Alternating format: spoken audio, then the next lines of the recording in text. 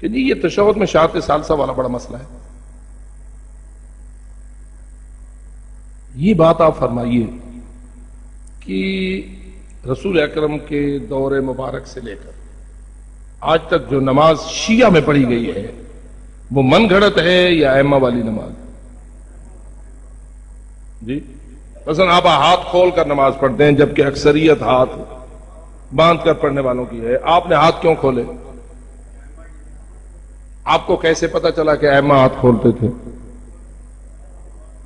آپ نے خود کسی امام کو دیکھا؟ جی یہ کیسے آپ کو پتا چلا؟ اسی تسلسل سے نا علماء کے ذریعہ اور نسلاً بعد نسلاً جو نماز ائمہ ہدی علیہ الصلوۃ والسلام سے منتقل ہو کر ہم تک پہنچی، ہم یہ سمجھتے ہیں کہ یہی شیعہ کی نماز ہے. ٹھیک ہے، اس شیعہ والی نماز میں 1400 سال میں یہ شیعہ علی ولی اللہ کے قائل تھے یا نہیں؟ کیا شیعہ وہ ہوتا ہے جو علی ولی اللہ کا قائل نہ ہو؟ جی جتنے بھی ہاتھ کھول کر نماز پڑھتے رہے اثنا عشریوں میں سے وہ علی ولی اللہ کے قائل رہے یا نہیں؟ علی ولی اللہ دل میں ایمان اس پہ رکھتے رہے یا نہیں؟ آذان میں کہتے رہے یا نہیں؟ اقامت میں کہتے رہے یا نہیں؟ تشہد میں کیوں نہیں کہا؟ کیا تشہد میں ان 1400 سالوں میں کہا گیا؟ ہم نے نکالا ہے تو ہمارا جرم ہے. ہم نے اگر اشہد ان علی ولی اللہ کے لفظیں تشہد سے آ رہی تھی ہم نے نکالی ہیں، پھر تو آپ ہمیں مجرم بنائیں. میرا سوال یہ ہے کہ گزشتہ 1400 سال کے شیعوں کے ہاں تشہد میں اشہد ان علی ولی اللہ کیوں نہیں تھا؟ کیا وہ شیعہ نہ تھے؟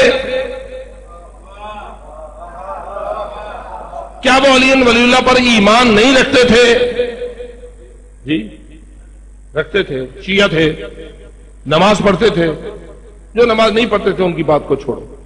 جو نماز پڑھتے تھے، جو نماز وہ ان 1400 سالوں میں پڑھتے چلے آئے ہیں، علی ولی کی ولایت پر ایمان رکھنے، علی ولی کی آذان میں شہادت دینے اور اقامت میں شہادت دینے کے باوجود نماز کی تشہد میں وہ کیوں نہیں پڑھتے تھے؟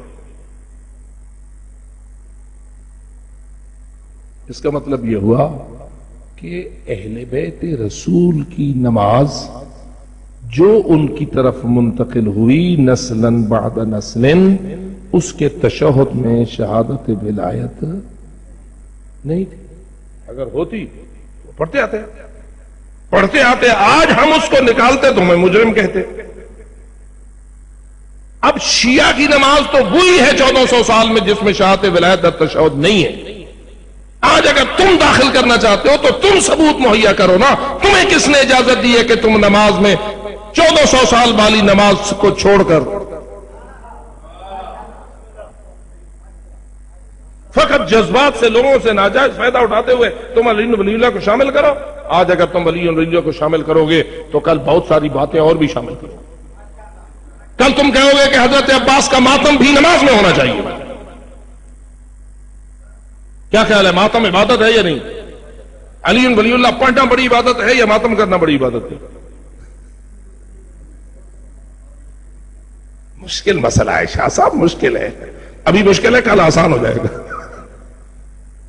جو لوگ ماتم کو بڑی عبادت سمجھتے ہیں ان کے نزدیک آذان میں اشہد ان ولی اللہ کوئی چیز نہیں، اقامت میں اشہد ان علی ولی اللہ کوئی چیز نہیں، کلمہ میں علی ولی اللہ ان کے نزدیک کوئی چیز نہیں. ان کے نزدیک سب سے بڑی چیز ماتم ہے. میں جانتا ہوں ان کے جذبات کو، آپ جانتے ہیں مجھ سے زیادہ.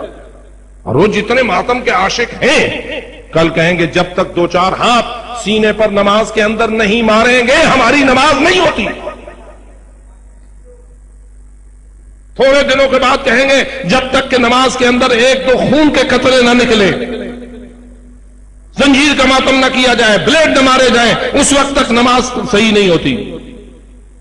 تو کیا تمہیں ہمیں اجازت دیں کہ تم جو مرضی آئے نماز کے نام پر شامل کرو اور ہم تمہارے مرید اور نوکر ہیں؟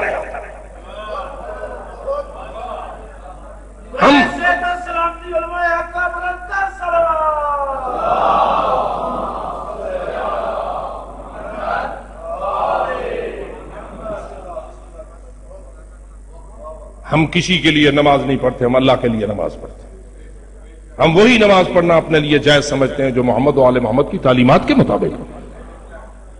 حتیٰ کہ ہم مجتہدین کو فقط ترجماؤں میں تعلیمات آل محمد مانتے ہیں. نماز بنانے کا حق نہ امام خمینی کو دیتے ہیں، نہ آغا خوئی کو دیتے ہیں، نہ آغا سیستانی کو دیتے ہیں. ہم مان ہی نہیں سکتے کہ کوئی مجتہد نماز بناتا ہے.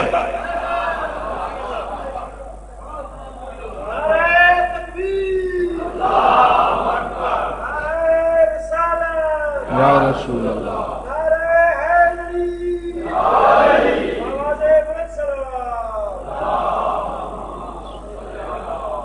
مجتہد بھی اگر کوئی فتویٰ دیتا ہے تو سینکڑوں مجتہد اس کے دلال کے اوپر نگاہ رکھے ہوئے ہوتے ہیں کہ اس کی کوئی دلیل ہے، اس کے پاس شرعی دلیل ہے یا ویسے ہی کہہ رہا ہے. اگر بغیر دلیل شرعی کے کوئی بات کہے تو علماء کہہ دیتے ہیں قولہ و بولہ سوا، اس کا پیشاب اور اس کی بات برابر ہے.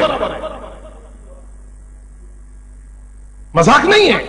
آپ کو تو چونکہ پتہ نہیں کہ حوزہ علمیہ میں علوم کو کیسے پھیلایا جاتا ہے اور دروس خارج ہوتے کیا ہیں اور ادلہ شریعہ ہوتے کیا ہیں اور قرآن اور حدیث اور ان ادلہ شریعہ کے ساتھ فتاوا کو کیسے پیش کیا جاتا ہے. مذاق نہیں ہے. ایک شخص کو کوئی اختیار نہیں دیتے حوزہ کہ وہ اپنی مرضی چلائے. کسی کی مرضی کا نام دین نہیں. دین اس کی مرضی کا نام ہے جس کے سامنے حسین نے اپنا سر کٹا دیا.